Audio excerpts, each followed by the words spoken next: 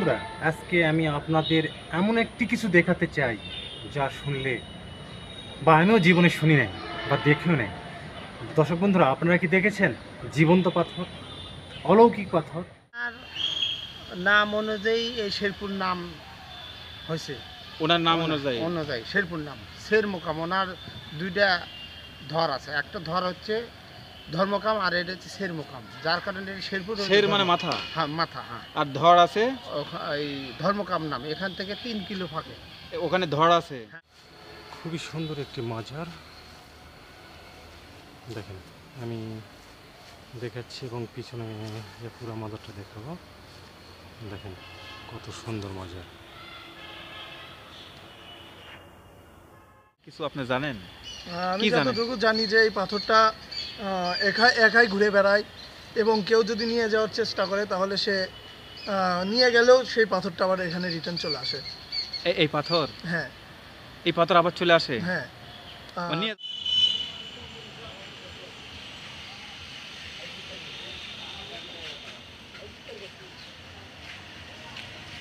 শুনছিলাম, আবার কতজন বলছে যে এই আলিয়ার গাছপালা, মাজারের গাছপালা, পাথর নাকি নদীর পানি খেতে যায়। তো আমরা কোনোদিন দেখিনি। দেখেনি, শুনেছেন? জি। এই এই এই- এই কিন্তু সাকিব ভাই এবং এই পাথর কিন্তু জীবিত পাথর ভাই। কে বলতেছে, সবাই বলতেছে এটা জীবিত পাথর। কথা বলে না কি কয় আমি শুনি তো সাকিবের কাছ থেকে। সাকিব ভাই চলেন। আসসালামু আলাইকুম দর্শক বন্ধুরা, কেমন আছেন? দর্শক বন্ধুরা, আজকে আমি আপনাদের এমন একটি কিছু দেখাতে চাই যা শুনলে বা আমিও জীবনে শুনি নাই বা দেখেও নাই।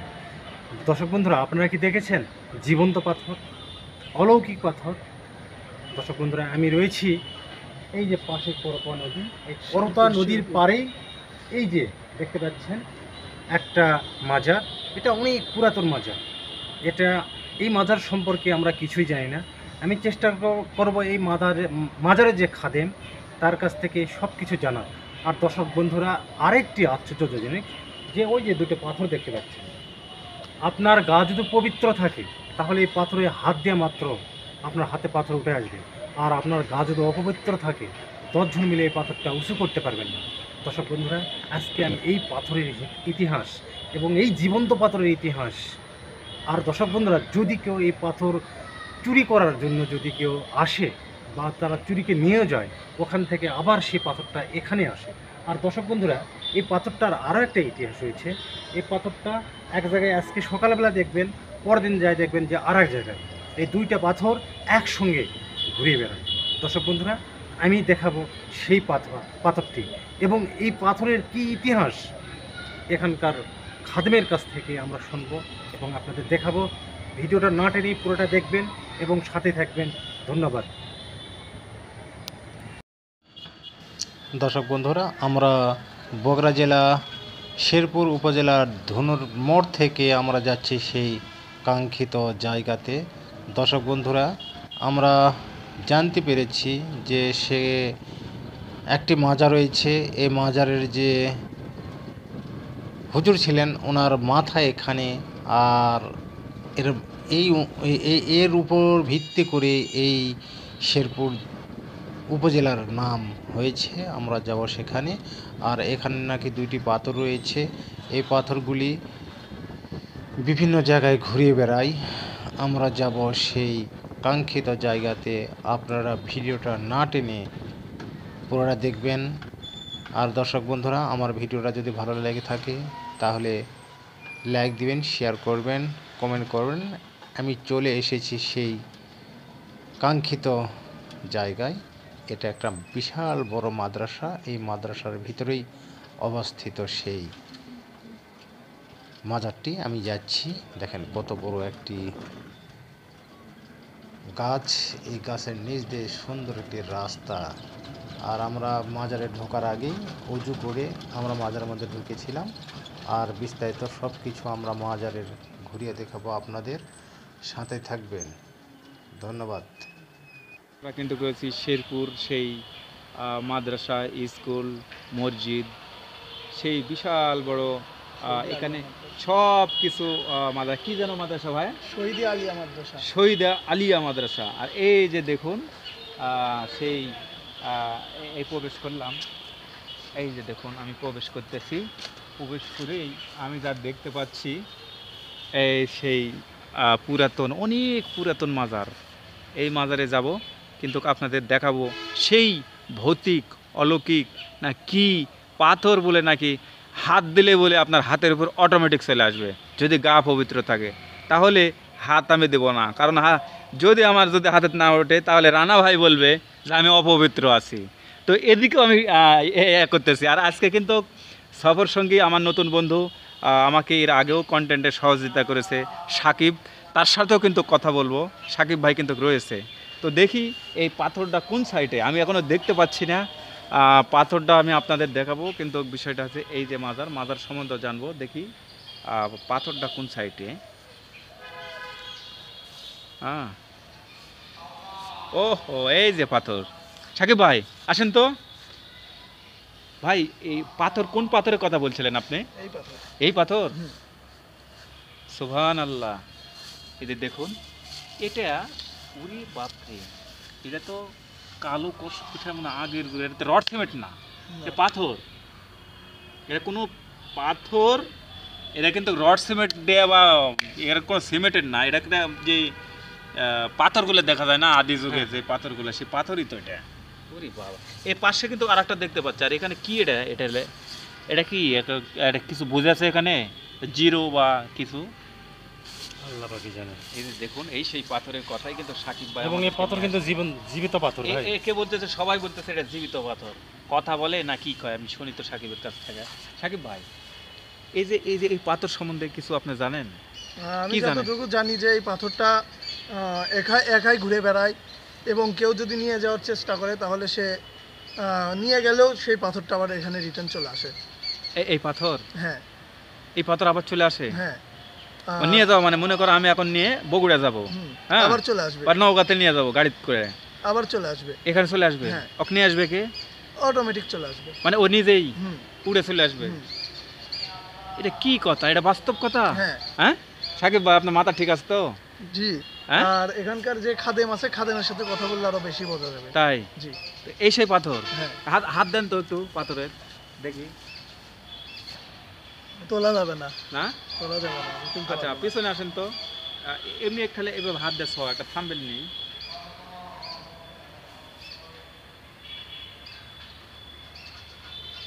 এই যে দেখুন, আমি ওরে বাবা রে, আমি হাত দিতে কিন্তু ভয় পাচ্ছি। কারণ আপনারা যদি একে ঢাকাতে নিয়ে যান সমস্যা নাই, ক্ষতি হবে না, কিন্তু আপনি রাখতে পারবেন না। হ্যাঁ, আচ্ছা মাজার কোনটা? মাজার ওইটা। এটাই মাজার? হ্যাঁ, এটাই আচ্ছা, মাজার। মাজারে কি যাওয়া যাবে ধারে হ্যাঁ, ধারে? ধরে যাওয়া যাবে। একটু চলেন তো, এসে বলি আল্লাহর মাজার, কিন্তু ওটার মতো কোনো বুদ্ধি নেই। না। হ্যাঁ, কি একটা আজব মাজার দেখুন, এক মানুষ উঁচু, তার উঁচুর উপর, আর এখানে কিন্তু কেউ কখনো যেতে পারবে না। ওই যে দেখেন, এখানে কিন্তু আর একটি পাথর রয়েছে, দেখুন এই পাথরেরও ইতিহাস রয়েছে কিছু না কিছু। আর ওই যে ভিতরে পাথর মাজার, এই যে দেখুন, দেখবেন। আচ্ছা, আমরা যদি এই সাইড দিয়ে একটু ঘুরে বেড়াই, আপনি কি উঠতে পারবেন না, কোনো ওটার বুদ্ধি নাই। আর এখানে কত হাজার বছর আগেকার এত সুন্দর মাজার আমার দেখা নেই। এই যে দেখুন, হ্যাঁ, কি সুন্দর একটি মাজার। এই পাশে একটা গেট। হ্যাঁ, এই যে দেখুন ভিতরে এই যে গম্বুজ, আর এই যে ভিতরে একটু করে জান্নাত দেখা যাচ্ছে। আসলে এই মাজার সম্বন্ধেও কিন্তু আমি জানানোর চেষ্টা করব। এই যে দেখেন কত সুন্দর কাজ করে, দেখছেন? অনেক সুন্দর কারিকার্য। আর সাদা চুন দেওয়া, আবার যে কালোগুলো কিন্তু পাথর। হ্যাঁ হ্যাঁ হ্যাঁ। আর এখন নামাজ চলতেছে, নামাজ শেষেই কিন্তু এখানকার খাদেম যারা রয়েছে তাদের কাছ থেকে কিন্তু জানবো, আপনাদেরকে তুলে ধরবো। এই যে দেখুন, ওরে সুবহানাল্লাহ, এত সুন্দর। আসলে খুবই সুন্দর। খুবই ভালো। এই যে দেখুন,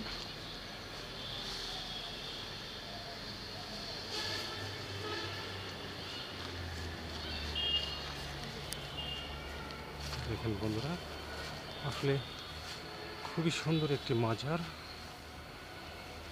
দেখেন আমি দেখাচ্ছি এবং পিছনে যে পুরো মাজারটা দেখাবো। দেখেন কত সুন্দর মাজার। দর্শক বন্ধুরা, এখানে এই মাজারের যে পুরা ইতিহাসটি লেখা রয়েছে, দেখেন আপনারা স্ক্রিনশট দিবেন, স্ক্রিনশট দিলে আপনারা পড়তে পারবেন আসলে মাজারের কি দেখেন। হ্যাঁ, ভয় পাওয়ারই কথা। আসলে এই পাথর কি আমি যদি নিয়ে যেতে সমস্যা নাই? না, যদি আপনি থাকে পাক শরীর থাকে তাহলে নিয়ে যেতে পারবেন, নিয়ে যেতে পারবো, কিন্তু আবার রিটার্ন চলে আসবে, আপনি খুঁজে পাবেন না। ও বাসায় থাকবে না? না। কি একটা আজব কথা, বাসায় বলে থাকবে না। এটা কি আপনার কি মাথা ঠিক আছে না? আমার কি আপনি বলতেছেন এই পাথর চলে আসবে, কি উড়ে আসবে এত বড় পাথর? ওটা কিভাবে জানি না, ওটা আমি সঠিক জানি না যে কিভাবে আসে। আসলে দর্শক বন্ধুরা একটু বিশ্বাস তো করতেই হয় যে অলি আল্লাহর দেশ বাংলাদেশ, আর এরকম অলৌকিক পাথরের কথা এর আগেও শুনেছি। এই পাথর বলে জিন্দা পাথর, কে বলে জীবিত আছে পাথর, কে বলে জিন্দা পাথর, কে বলে যে আবার মানে বিভিন্ন অলৌকিক পাথর। এই সেই পাথর, এই পাথরের খোঁজে কিন্তু আমরা আসছি। আর এই পাথর কিন্তু রয়েছে সেই বগুড়া শেরপুরে। আর একটু জোরে বলেন তো আসলে এটা জায়গাটা কোনটা? শেরপুর রণবীরবালা ঘাটপাড় শহীদে আলিয়া মাদ্রাসা, হজরত শাহ তুরকান মাজার শরীফ। এটা? ও আচ্ছা আচ্ছা। কি হয় কি হয় ভাইয়া, বলো বলো। আমরা তো জানি না, সবাই বলে না তুললে এক খান্তি তুলে সব এক খান্তি হয়, আমরা কোনোদিন দেখিনি। কি হয় কি হয়? লোকে বলে যে ওই জায়গায় রাখলে নাকি দুটা এক খান্তি হয়। ও মানে আলাদা রাখলে ওরা একটা চলে আসে। আর কি হয়?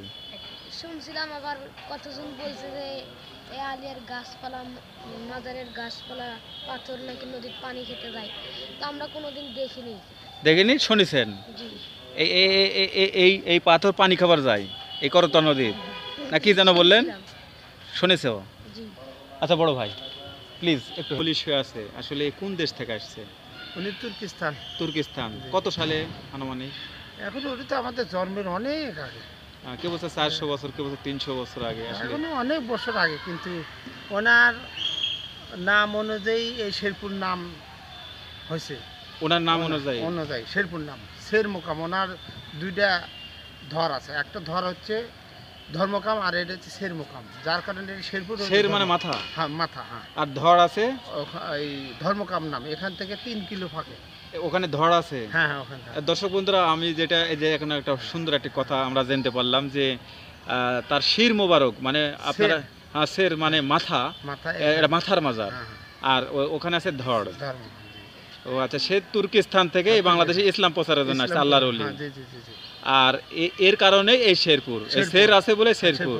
এর কারণে এই উত্তরবঙ্গের সর্বশ্রেষ্ঠ মাদ্রাসা শেরপুর শহীদিয়া কামিল মাদ্রাসা। বাহ, বড় মাদ্রাসা। সুন্দর। আর ধন্যবাদ আপনাকে। আচ্ছা, আসসালামু আলাইকুম। দর্শক বন্ধুরা, আমি সেই মাজারটা আপনাদের দেখালাম। দর্শক বন্ধুরা, এর একটা ইতিহাস হয়েছে।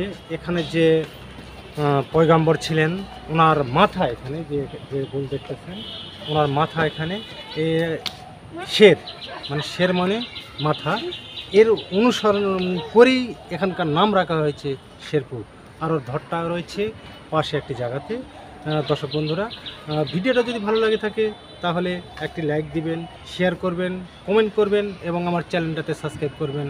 ভালো থাকবেন, সুস্থ থাকবেন। আমি বিদায় নিচ্ছি শহীদ রানা এই শেরপুর মাজার থেকে। আল্লাহ হাফেজ।